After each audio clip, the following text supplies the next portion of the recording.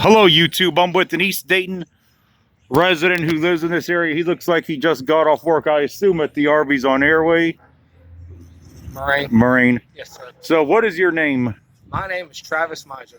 Travis Miser? Miser, M-I-S-E-R. M-A-S-E-R, German name like mine. Yep. So, what would be your message to city leaders about this neighborhood and the problems that you see? There is just so much utter abandonment and decay, and yet nobody seems to care or do anything about these abandoned houses that are just everywhere. Well, just like what they did right here. There was a house right here, and they tore it down. Yeah. I don't know why they just don't tear every house Yeah. down that's abandoned. Yeah, because they honestly need to just come through block by block instead of doing like one or two in certain areas at a time.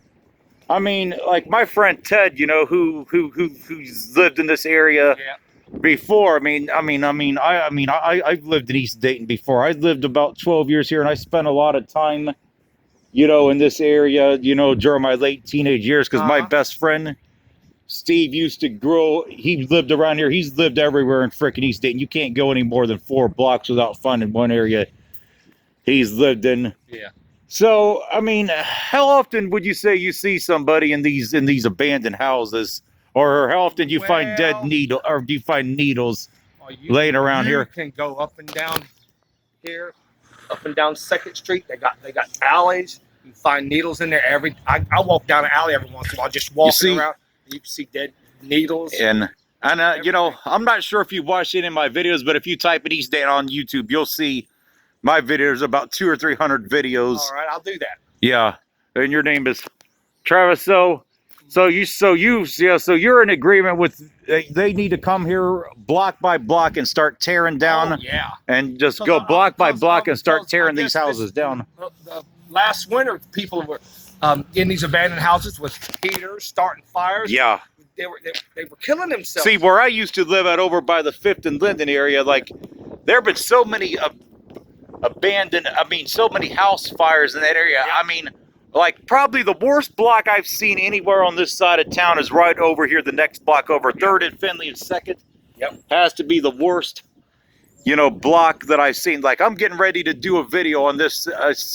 I call it a little series I do, East Dayton Slumlords live in harmony with their slum tenants, because that's basically what it is. People that are, a lot of people that are trapped that don't have anywhere else to go, and slumlords that just profit off of the misery, and then they don't do nothing to fix their house. Yeah, then the houses just become vacant. They sit and they become fire hazards, and eventually they have to be torn down. Like there was a house I filmed over here a while back. It might have been on this lot right here. It might have been the next one. I think I called it something like no compromise. Either this house or the one that used to be right here. But I filmed like almost 100 on the inside of almost 100 vacant houses on this side of town, where I show people, you know, what's going on. Of course, I am not politically correct. I'll tell you, I think the mayor is a fucking piece of shit that coddles pedophiles, and I cannot stand her. And she's a Democrat. Yeah, she's a Democrat, and she coddles. She coddles pedophiles. I'm not for. I am for the party that is going to do the best.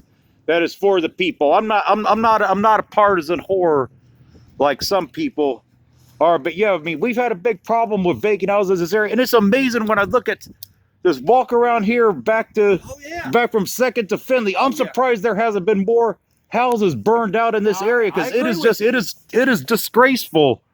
You know, so many, you know, vacant houses. I mean, and also, what would be your thoughts like right now? Obviously, we're in kind of a state of emergency with this whole coronavirus epidemic. Can you imagine if you were homeless right now and had nowhere to go, with everything that a homeless person could do that is essentially being shut down, where basically homeless people are basically being reduced to going to mall walkers, going into places like where you work at, just trying to sit down or go into the park or something, because there's absolutely nowhere to go. There's nowhere to go. I mean, can you imagine what it would be like if you were in that situation trying to survive this? It would be horrible. Yeah.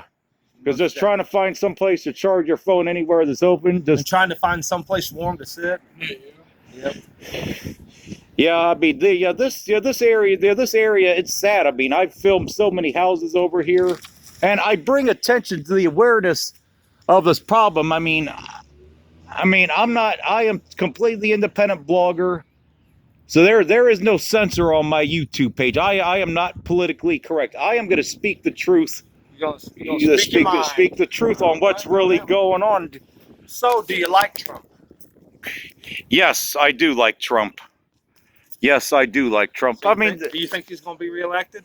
yes, because the Democrats don't have anybody that could beat him. What, Joe Biden, another washed-up has-been? He's clearly going to be the one that gets the nomination, and there's nobody that's going to One I want to vote for, but he suspended his campaign to back Biden. Yep, I was going to vote for him. Yeah. Yeah, he just couldn't gain enough traction against, Biden or Bernie Sanders, but Bernie Sanders ain't going to get it. He's too old. He's too old, and he's too radical and too, socialist. Yeah. So this house that was right here, when was this house demolished that you seen that was right here? Maybe 4 years ago. Oh, that long ago? Wow, I thought it might have been a lot quicker than that. I think this house that I filmed a while back was this one right here, if I'm not mistaken. I think this house. How long have you lived in this area for? I was born here, so I've been here on and off my whole life. Now this house, I think, if I'm not mistaken, I think this house was vacant about 3 or 4 years ago, because I know I filmed the inside of one of these. This one right here.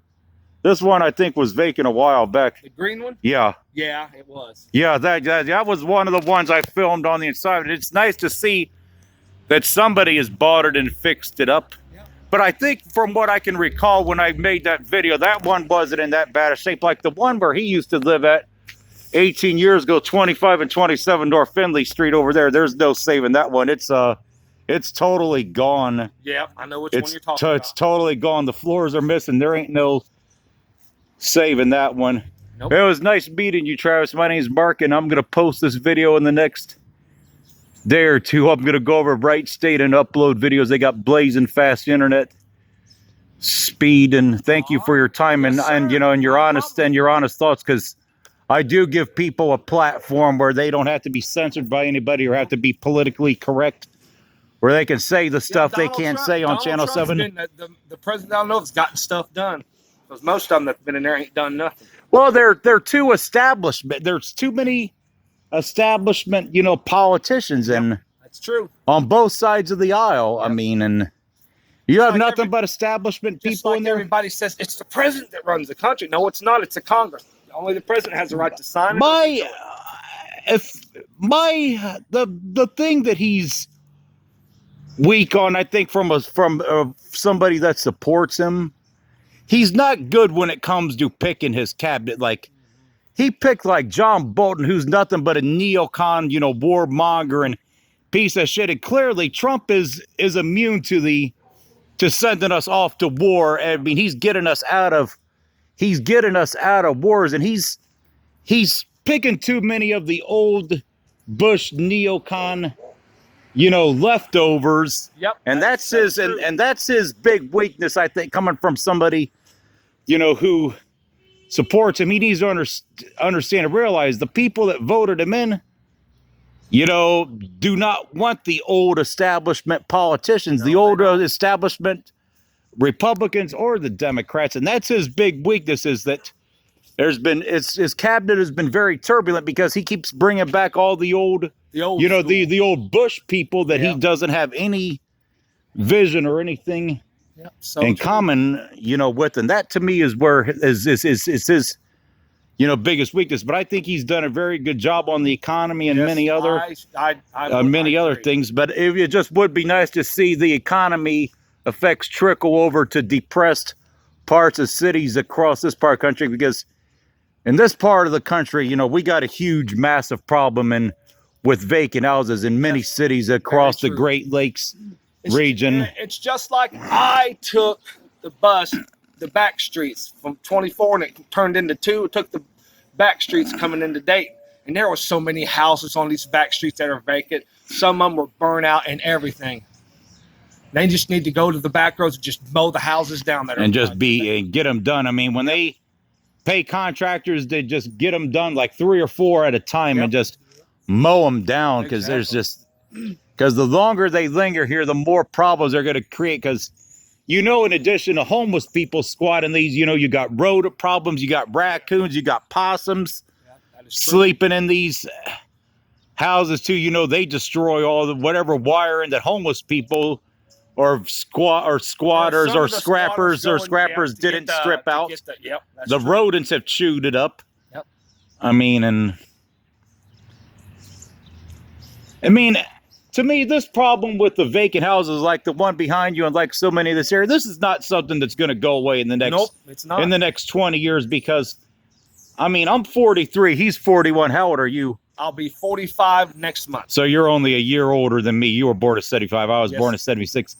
See, I can remember it. Of course, you could speak on this too. Like the amount of there's probably so many people that you grew up with over here who are either dead or in prison. Like most of the people our age that would have had kids are either dead or in prison, and there's not many that escaped. And of course, who would want to raise a family in this area? And of course, this like I do. There's very few white families that live over here, especially with young kids. I know. Like when you see the school buses in the morning, you hardly see any white kids get on the bus. Like I don't ever recall this area being a nice area. It was always a working class area or welfare kind of low working class area. Had some welfare here, it still does. And I was telling my friend Ted about this, and he's in agreement with me on this, and I think you would be too, that the difference between now and from the 80s and 90s over here, the worst thing you have to worry about now, like the violent crime over here is not that bad, but it's more property theft, more of a drug problem. You had a lot more violent crime, shootings and robberies and assaults. And now about the war, that still does happen here, but it's not as much as it was in the 80s and 90s. And of course, violent crime across the country was much higher back then because you had a lot more people, a lot more families, a lot more, young punks out here running the streets than what you do, now and everything. So, and it's very interesting, seeing like the worst thing you have to worry about now is just somebody trying to steal something from your house, or for stepping on a needle, or stepping on a needle, or just finding somebody's dead body inside of one of these vacant houses, which I know happens. We're seeing somebody all the time, dead in the alley, which happens, all the time. And the one thing that I can imagine, like right now, that's especially a challenge for poor people and homeless, and me and him can speak on this too, like right now, with this coronavirus thing, with this mass, epidemic, that's this mass, hysteria that's happened. Like a lot of the places that would feed people free food, which, most of us that have lived in these areas have used services like LEC, Gospel Mission, House of Bread, and Target. If you've lived in the city, you've been a resident long enough, you probably have ate it. At those places. Like the church on Linden. Or 4th and Huffman. 4th and Huffman. 4th and Huffman, that does a lunch on Tuesday. And a dinner and a breakfast on Saturday morning. So, and a lot of that stuff is closed down. Like the only ones that are regularly open right now in House of Bread and Gospel Mission are the only ones that are regularly open that are letting people in the door. So this is a huge, strain on, people, especially poor people, with this, mass, hysteria that's going on right now. And it's untelling how long this is going to last for, because this is going to really hurt stuff long term if this ends up keeping up, for a long time. If there's anything else you want to say, if not, I'll end the video. Yeah, we got through the bird flu, the swine flu, we got SARS, the SARS is the one that is the most similar to this, except it didn't reach our borders. It was also a coronavirus too. I don't know what the fatality and the sick rate was, how that compares versus this. We'll know how it all shakes out. But that was the thing that was the most shakes out by election time. Yeah, and because that was the one that was the most comparable to this. As the SARS. As the SARS was the one that's, Yeah, Yeah, we got through every other virus, and we'll get through this too. I mean, I could tell you this much. I think, like, I was in the Philippines last year because my girlfriend lives there. I think tropical diseases and that is much worse than like the swine flu or the SARS and the coronavirus. I mean, that kind of, thing, the various tropical diseases. Yep, we will get through this. I mean, there's many of the people I've talked to are definitely very tired of this whole thing, mass hysteria, because I don't think it's that bad as what people are making it out to be, unless there's, a big mass number of people that are infected city after city after city. This is not a mass pandemic level, at least not here yet. Yeah, but we'll get through it. Yeah. All right, well, it was nice meeting you, and thank you for your time. Thank you for your time, Travis. And just look up East Dayton or downtown Dayton. You'll see my videos. Hey, hit the bell button, hit the subscribe button, and share my videos, because I do speak the truth. And yes, sir, I'll do it. And I give you a platform where you can say stuff that completely uncensored. Yes, sir. No nice meeting you too, man. Have a good one. All right, you too, man. Thank you.